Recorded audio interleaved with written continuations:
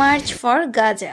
পঞ্চগড়ের তৌহিদি জনতার ব্যানারে শুক্রবার জুমার নামাজের পরে শেরেবাংলা পার্ক জর্জ কোর্ট পর্যন্ত ফিলিস্তিনের ওপর ইসরায়েলি বাহিনী নির্মম গণহত্যা ও ধ্বংসের প্রতিবাদে বিক্ষোভ মিছিল বের করা হয়।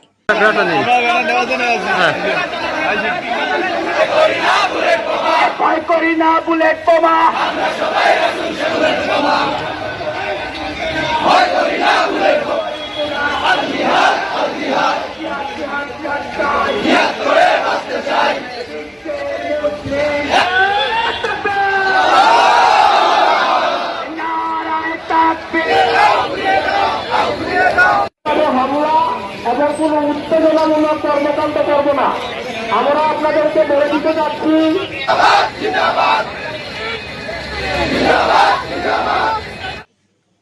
এনে রবিউল হাসান লিটন, ডাক বাংলা টিভি, পঞ্চগড়।